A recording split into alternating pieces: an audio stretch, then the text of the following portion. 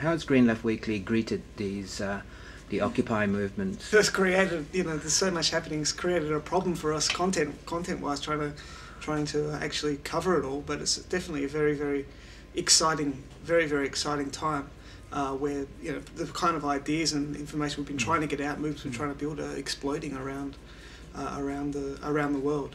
Have you taken any special steps to respond to the occupation at Green Left?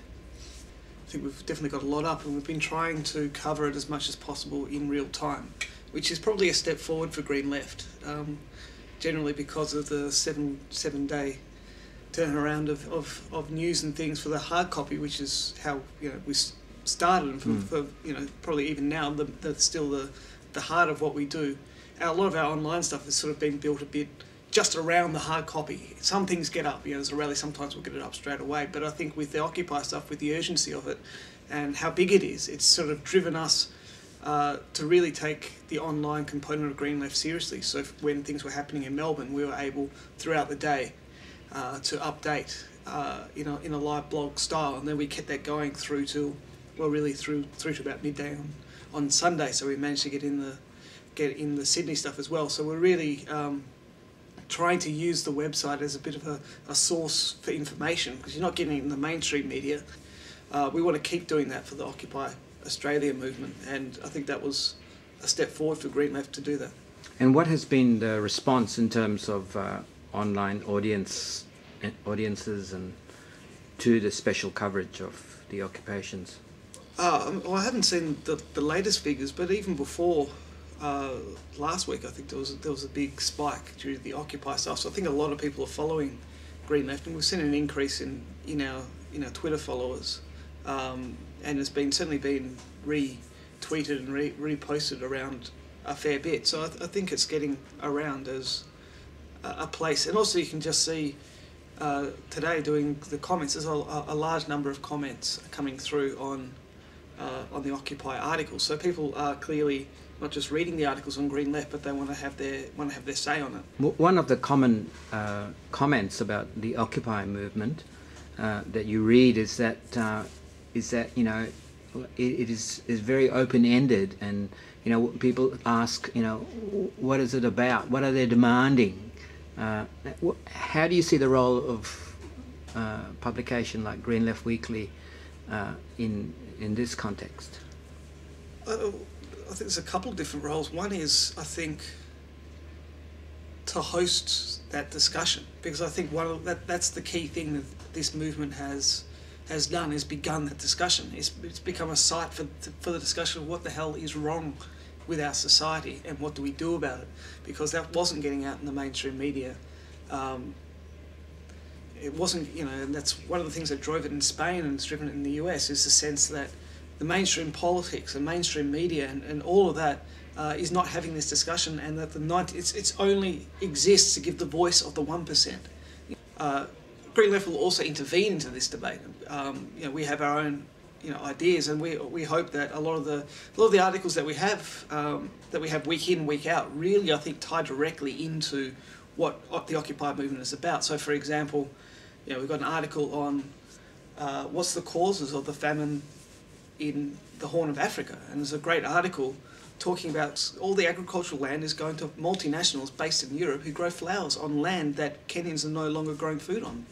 It used to be subsistence farming, now they grow flowers, and the flowers take all the water and get sold in Europe. So I think publications like Green Left in actually fleshing out what a lot of people sense is wrong in this society, that everything's been done for corporate profit. We also have the ability to really sort of flesh out how that actually works and to give people information.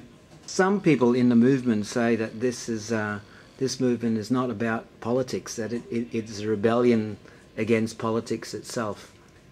Their understanding of politics has only been the mainstream politics, which people are alienated from, which doesn't reflect people. And there's a common thing that politicians lie. The old joke about politicians are like nappies, you've got to change, they start to stink. But that's all people know of politics. But the reason that's the case, these politicians, is because they don't represent ordinary people, yet rely on ordinary people to vote. They have to lie to ordinary people. They can't tell the truth. And I think this has generated very, very deep cynicism about politics. So I think that's where it's coming from.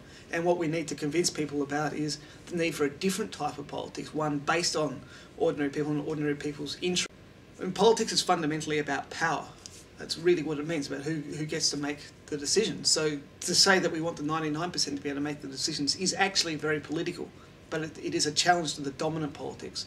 And so I think the Occupy Wall Street movement, the indignant movement in Spain, even though a lot of people involved will say this is not political, it is actually very, very political, but in a very different way from the disgusting, corrupt, normal politics. It's a challenge to that type of politics.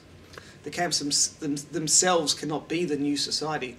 That said, I think the democratic aspects of it, the mass meetings, the fact that anyone can get involved, that they are discussing what a different society can look like, all of those things does set a very different sort of example about politics and how to intervene in politics than the mainstream corporate dominated politics. And I think that's important. Do you see a possibility for a flowering of activist journalism in the midst of a movement like this? Yeah, I think that it's movements like this that do tend to generate that. I think you can already see that in a small way with just the role of Twitter and YouTube, and you can already see it in the sense that you look at any photo of these occupations, particularly there's, the police are attacking, everyone's got out their phones and everyone's filming it. So everyone is, everyone's a photographer and everyone's a video journalist these days. So you can already see it in that immediate sense. You can see it in the way that Twitter is used, people just putting out. Of course, that's relatively limited. I think that there is a good chance, and certainly it will create space for a lot more of that kind of citizen journalism, alternative media, and you can certainly see that in New York where they set up very quickly. They set up the Occupied Wall Street Journal. I think it is through movements like this that people will want to engage in journalism in order to get their side out, particularly as people discover that the media is owned and controlled by the 1% and their story gets out. People discovered that in Melbourne when they give Robert Doyle, the Lord Mayor, an opinion piece in the Herald Sun to do nothing but slander in the worst way, slander the protesters. The protesters didn't get their opinion piece. They gave it to the Lord Mayor. So that immediately making people look for spaces to get their voices out. So I think it's a bit inevitable that it will lead to a flowering, and hopefully it'll be a very big one.